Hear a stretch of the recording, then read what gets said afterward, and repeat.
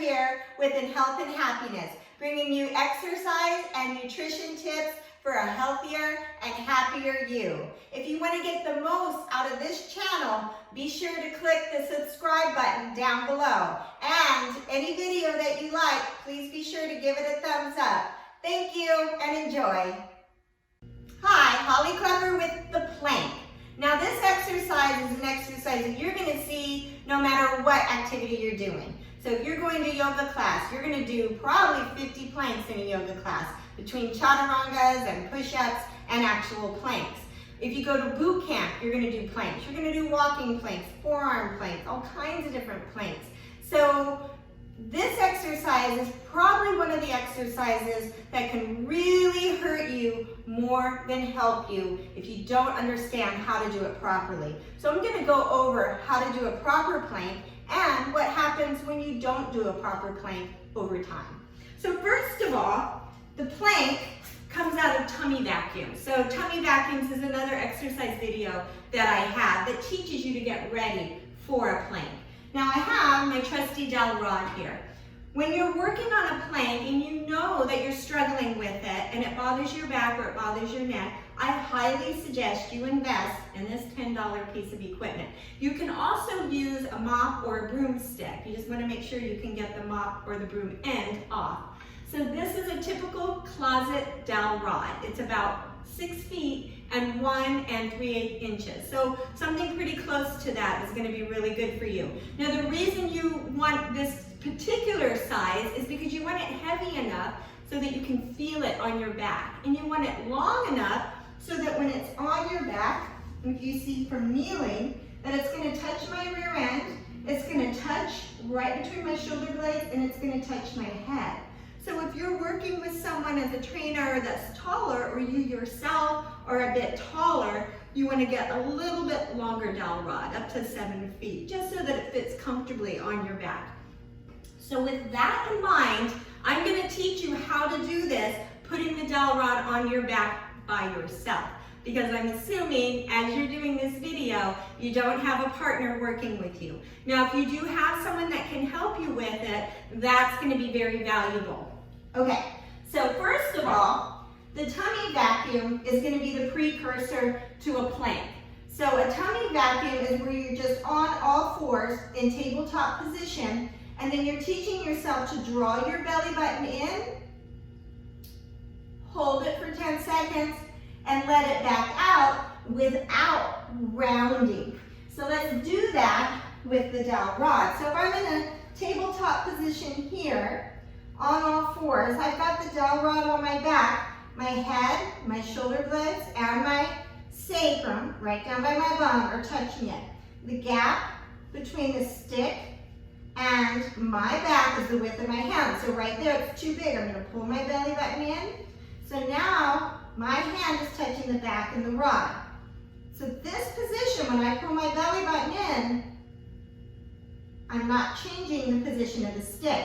Now in a position here, you want your elbows turned in when you're in this tabletop tummy vacuum.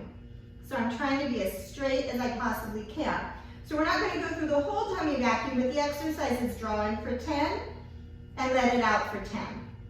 So I highly suggest you perfect this position here, being able to hold without popping that stick off. So what typically happens in all walks of life, whether you're a professional athlete, a stay-at-home mom, or a weekend warrior, when you pull that belly button in, you tend to want to do this. And then look what happens to that stick. It's popped right off my head. Now the reason being is a lot of people recruit the rectus abdominis as a stabilizer. Well, it's a flexor of the trunk. So that's where the tummy vacuum becomes very, very important for you to learn how to do. So start with the tummy vacuum if you go to this plank exercise and you really struggle with keeping that dowel rod on. So you want to make sure when you go in a prone position, you have those 3 points of contact.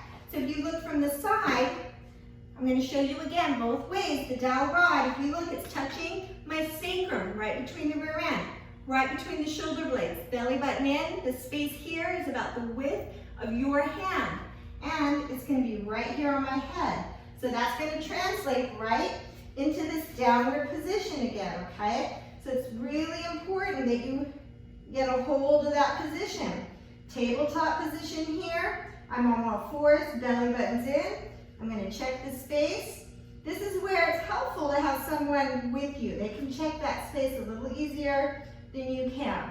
Now moving back to plank, hands move forward, bringing it up nice and slow, bringing it forward. Now, we've got the plank, so let's think you move into chaturanga, right? Or you move into a push-up position. You want to be able to keep that dowel rod on the back, belly button in. So if I pull the belly button in and I round going into a push-up, then I know I'm not doing a proper push-up. So you can see how the plank is going to translate from a plank to a push-up and back. You need to make sure you can keep those 3 points of contact no matter what prone position you're in. Once your body learns where it needs to be in space, you don't always need to use the dowel rod. In fact, when I was teaching group fitness classes, when we would get to the push-up, I simply would come out with the dowel rod, I kid you not, and I would put it on people's backs. I'd have about 25 students, but once they got used to knowing where their body needed to be in space, as soon as the dowel rod came out, everybody in the room would correct their posture. Their belly buttons would draw in, their head would come up a little bit, or down, depending on where they were at. And I would see the most beautiful push-ups I'd ever seen in a group fitness class. So the dowel rod is an invaluable tool for teaching you how to do the plank properly. So let's recap. So as you can see, if you're not doing the plank properly, you're putting a lot of pressure on the spine by letting the back sag. You're putting a lot of stress on the neck if you're holding the head up or letting the head down. So it's really important that you work that plank in good form, because that's going to translate into good form standing up as well. Thank you for visiting In Health and Happiness. Be sure to click the subscribe button to keep up with the latest videos we have to offer, and visit our website, inhealthandhappiness.com. If you like the video, be sure to give us a thumbs up. Have a healthy and happy day.